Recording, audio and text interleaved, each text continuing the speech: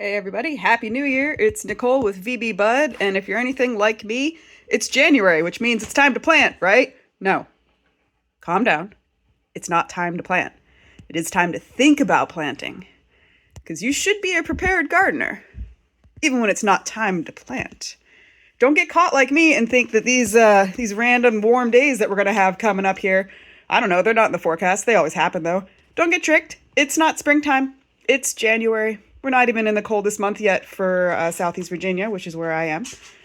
So calm down and spend your time thinking about what you're going to plant.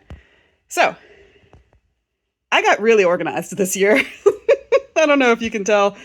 I got a little tea container that I've repurposed to a seed container for everything that I'm going to be planting that isn't exactly that's not going in my raised bed, let's put it that way. I'm really excited. I stopped on these. I'm really excited about these Seminole pumpkins this year because hopefully the silvery leaves will solve my squash bug problem. We'll find out. I've also got some old packs of sugar snap peas that I'm just going to sow the rest of what I have because I've got old ones. So this container is my seeds to plant next, aka February or early March. My dogs are getting ready to cause a ruckus. Sorry, guys. So that's that note right there is going to help me keep focused and not plant stuff yet. Also, see the blue seed bin for veggie garden seeds. Oh, blue seed bin. So the blue seed bin has a whole bunch of, you guessed it, veggie garden seeds. Also some other stuff. I'm doing a lot of heirloom plants this year. I'm really excited to give them a try. See what goes on with the heirloom plants. These are all going to be in fall. The Swiss chard, the Swiss chard might be the summer. No, wait. Yeah. See, I'm not even that focused. Oh my gosh. So the spinach, and the kale blend. I'm going to do all of these in fall, hence why I wrote so in fall on my packets.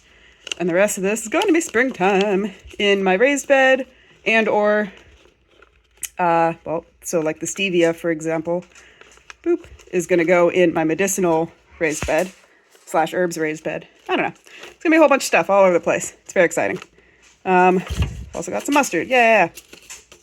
Over here are some seed packets that I just kind of have some stuff left of. And actually these, some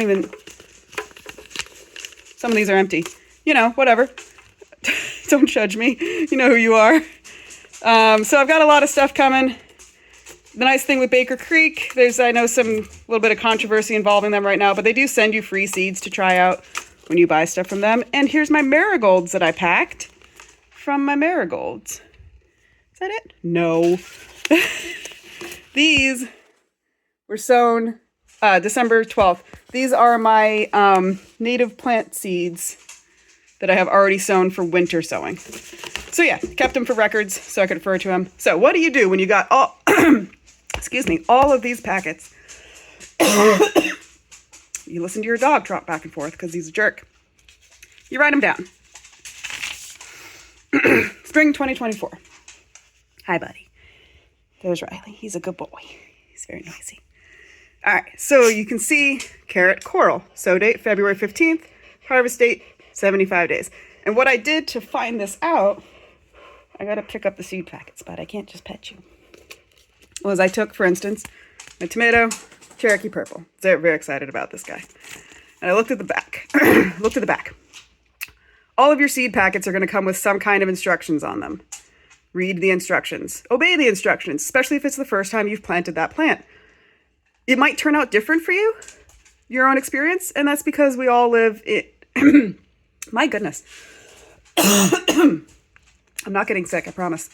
We all live in different environments with different sunlight exposure, air exposure, water, that sort of stuff. But generally speaking, the planting instructions are a good way to start. So 6 to 10 weeks before last frost is when you want to start it indoors. Okay. Oh my gosh, where are they? Guys, I didn't write those down. Really? I picked the one that I didn't write down. Well, whatever. You know what? I think I bought them afterwards. Anyway, you get the idea. So you take a look at that seed packet and you figure out when your frost date is, first of all, which I think ours is April or late March, something like that. And then you count back the weeks and you figure out when you can sow it indoors. Most of them, I wrote my sow date down a little bit later because I'm going to start them outside, but whatever. I've done the indoor starting. It doesn't work super well for me in my current setup, so I'm going to do them outside this year. But for instance, the stevia, March 1st indoors, these guys, and the sweet alyssum, these guys are really frost intolerant. So I don't want to be late, or I don't want to be too early with these outdoors. So I'm definitely going to start those indoors. Everybody else on this list can handle a little bit of cool temperatures. They're going to be fine. The red bergamot, warm in place. So if your plant has something specific like this, oh look, it's Aggie. So if your plant has a care specific like that on the seed packet, definitely make note of it so that you don't mess it up. For instance, the trumpet vine, that wants to be worked up in pots, so I made sure to make note of that. My harvest is a little bit wonky the way I've written it out.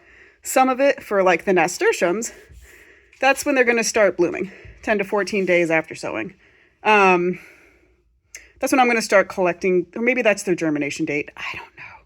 Anyway, harvest date, germination date, it's all, don't pay attention to it on my thing. And for some of these, like for instance, the nasturtium, it won't matter because you're going to be harvesting those flowers and leaves for consumption as they grow throughout. So that 10 to 14 day, these dates for me, I shouldn't have put harvest. I should have put like timing or something, but that's really when, like, if it's at this point, that date, and I don't have anything growing yet, chuck it, start it again. There's our pumpkins. I can't believe I didn't write the tomatoes down. Guys, we got to go back and look at the tomatoes and put them on the list. So once you've got all of this stuff figured out, and you know roughly when you're going to start sowing, then you can put all that on your house calendar or just keep it like this in your phone, whatever works for you.